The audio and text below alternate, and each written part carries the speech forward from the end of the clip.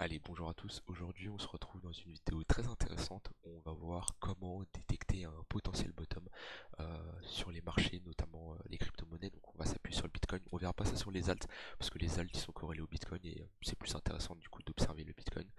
Donc, on va voir comment détecter un potentiel bottom en fonction de trois conditions. Et ensuite, je vous partagerai un message très important que j'ai mis sur le serveur Discord. Et on reverra là-dessus après un message très important sur les altcoins, comment c'était en 2017 et comment ça pourrait être par la suite. Donc un message très important, ça peut sûrement vous ouvrir les yeux sur les marchés des crypto-monnaies. Donc comment repérer un potentiel bottom. Bottom, il y a plusieurs types de bottom, bottom court terme, moyen terme, long terme. On va s'appuyer sur trois conditions. La première, c'est des volumes, des gros volumes vendeurs. Voilà, donc ça, c'est la première condition, ça va être des gros volumes vendeurs, puisque ça va nous permettre de voir si les gens ont capitulé, tout simplement. S'il y a eu énormément de ventes, souvent à perte, euh, vu qu'il y a eu une chute pour qu'il y ait autant de volume vendeurs. La deuxième, ça va être le sentiment des gens.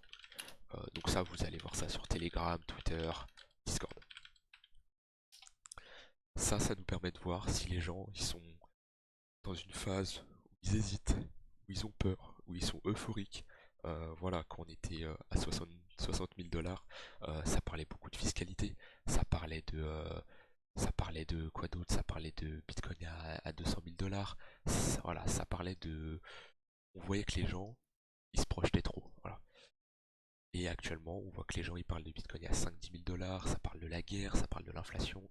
Voilà, ça c'est à prendre en compte.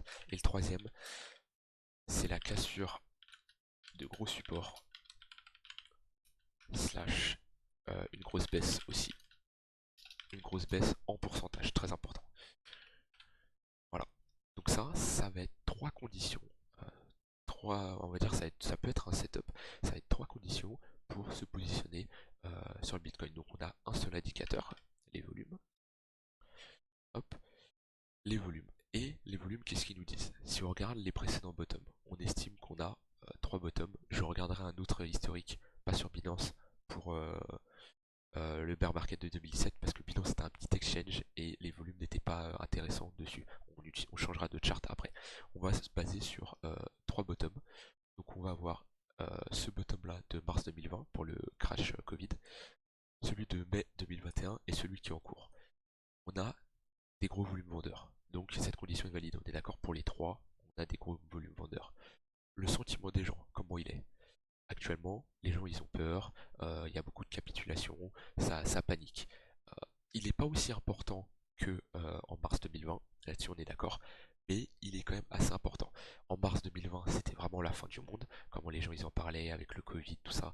Euh, les gens ils se sont réveillés, le Bitcoin avait été divisé par deux. Ils ont dormi, le matin ils se sont réveillés, c'était divisé par deux. Donc il fallait être très solide mentalement, là-dessus on est d'accord. Et en mai 2021, euh, il y avait un gros sentiment de peur, clairement, parce qu'on a eu 2 semaines de baisse très forte qu'on n'a jamais connues dans l'histoire, 2 semaines aussi rapides, je crois. Peut-être en 2020, c'est vrai qu'en 2020 on a eu une grosse semaine, mais il y avait de la peur, mais pas autant qu'aujourd'hui ou en 2020. Pour la troisième condition, la cassure de gros supports, actuellement on a le support des 30 000 qui a cassé, et on a une baisse de à peu près en 75%. En 2021, on n'a pas cassé de gros supports majeurs, mais on a eu une baisse de moins 50%. J'estime que pour un bottom long terme, il nous faut au moins une baisse de moins 75%. Voilà, parce que ça, en fait, ça fait confluence avec le ratio de Fibonacci sur les 0,786. Donc c'est pour ça que j'estime qu'au moins 75%. Et en 2020, on avait une grosse baisse, donc là, c'était validé, on avait cassé un gros support. Pourquoi on a fait un bottom moyen terme ici? Parce qu'on n'avait pas assez baissé de mon point de vue. Donc voilà, trois conditions et on voit que bah, à chaque fois qu'on a des aussi gros volumes vendeurs et que ces conditions sont réunies, on est sur un potentiel bottom.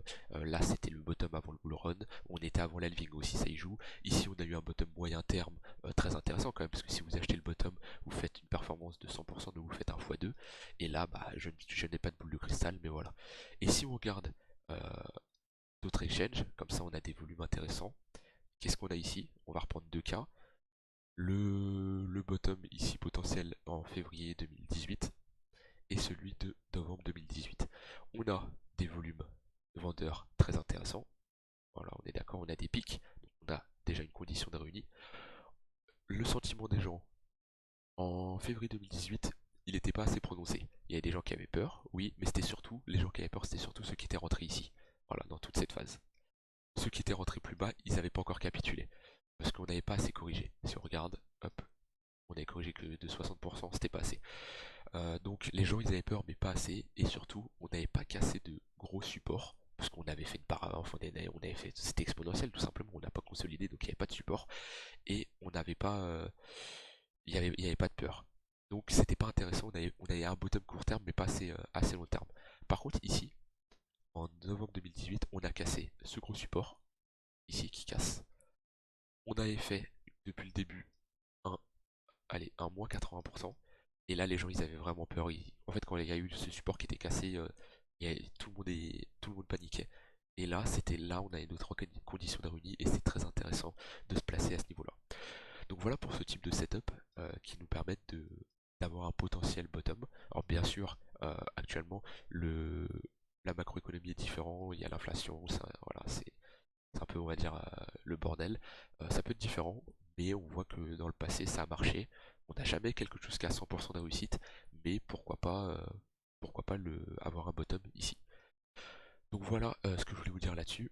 Maintenant, on va parler d'un message Discord que j'ai posté, qui va vous faire réfléchir, je pense, que je vais afficher. Hop, voilà.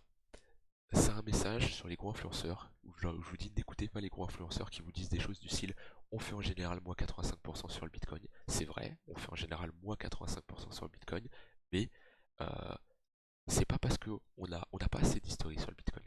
On a fait ça une fois, moins 85%, deux fois, moins 85%, enfin moins 82, mais en fait, c'est pas parce qu'on l'a fait deux fois qu'on va continuer de le refaire plusieurs fois. C'est ça qu'il faut. Il n'y a pas assez d'historique. On aurait.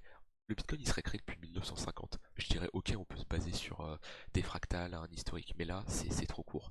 Ça c'est la première chose. La deuxième chose, les phrases du style pas vendu, pas perdu. C'est vrai, vous vendez jamais votre Bitcoin, un Bitcoin ça sera toujours un Bitcoin. Mais si on va aux 10 dollars, bah super, vous ne vendez pas, mais vous aurez perdu de l'argent, clairement. Donc ça c'est une phrase stupide. Et c'est comme je faisais référence au on n'a jamais cassé l'ancien ATH. En fait, il y a eu deux ATH avant, trois maintenant, mais il y a pareil, c'est pareil, il n'y a pas assez d'historique et la preuve c'est que maintenant on a retouché l'ancien ATH. Donc ça c'est quelque chose d'assez stupide ce genre de phrase. La dernière chose que je voulais ajouter, c'est attention quand vous faites du DCA. Moi, je vous conseille de faire du DCA sur le Bitcoin, l'Ether. Le DCA, c'est le fait d'ajouter tous les mois, par exemple tous les premiers du mois, vous mettez 5% de votre revenu, 5% de votre capital en Bitcoin ou en Ether, mais ne faites pas ça sur les altcoins. Pourquoi? Parce que c'est possible que dans 3-4 ans, les top altcoins de maintenant, Solana, Atom, XRP, Matic, ne soient plus aussi intéressantes que maintenant. C'est des cryptos qui peuvent se casser la gueule. Et si on regarde les 10 cryptos de 2017, l'évolution, bah ces cryptos, ils ont changé. Je vais vous montrer. On avait, j'essaie de réfléchir, qu'est-ce qu'on avait en 2017? On avait IOTA. Hop, IOTA. Tac. IOTA, voilà. En 2018-2017, c'est un top à 6,5. Et on n'a plus rien fait après. Alors oui, on a pump, on n'a pas fait un nouvel ATH comme le Bitcoin. Donc, quitte à vouloir investir sur IOTA, il vaut mieux investir sur le Bitcoin. Pourquoi? Parce que vous regardez tout simplement la charte IOTA BTC et on voit que le BTC surperforme le IOTA. Il fait des plus hauts de plus en plus bas. Un autre exemple, euh, Bitcoin Cash, BCH, hop, BCH USD. En 2018, c'est un top à 4200. On n'a jamais fait de nouvelle ATH. Et c'était une crypto qui était quatrième, cinquième des top 10 crypto. On avait Bitcoin premier, deuxième Ether. Je sais même pas si Ether il était deuxième, peut-être troisième. Et après on avait XRP, on avait Bitcoin Cash, on avait IOTA, il y avait Bitcoin Gold aussi. Hop, BTG USD. Voilà, pareil, on a fait des tops à 475, on n'est jamais revenu. Et ça, c'est des cryptos que vous, il y a de grandes chances qu'ils ne refont plus de nouvelles ATH. Et rien ne nous empêche, Sol, de ici consolider, hop, halving du Bitcoin, le Bitcoin pop et fait un nouvel ATH, Solana pump, mais ne va pas chercher une nouvelle ATH. C'est totalement possible. Donc, regardez bien, avant d'investir sur le crypto, moi je vous conseille fortement de regarder la paire contre le Bitcoin. Hop, seul Bitcoin. Et là, actuellement, c'est pas intéressant de se placer dessus. euh, Parce que depuis novembre 2021, euh, Bitcoin défonce Solana. Donc voilà, ça c'est un point très important à regarder. Et surtout, les projets peuvent se casser la gueule, tout simplement. Et il y en a beaucoup. Euh, je pense à... hop, regardez ça. Regardez ça. Et ça peut faire la même chose pour vos cryptos. On a une crypto là qui a pump, mais qui a fait des performances hallucinantes, qui s'est relevé là en 2021 mais qui fait plus rien. C'est moche. Donc méfiance. Voilà, méfiance, surtout qu'il y a de plus en plus de crypto. Du coup, il y a plus de capital qui est réparti. C'est pas comme en 2017 où il y avait peu de crypto, donc tout prenait de la valeur. Donc c'était là-dessus que je voulais surtout vous préciser des points importants.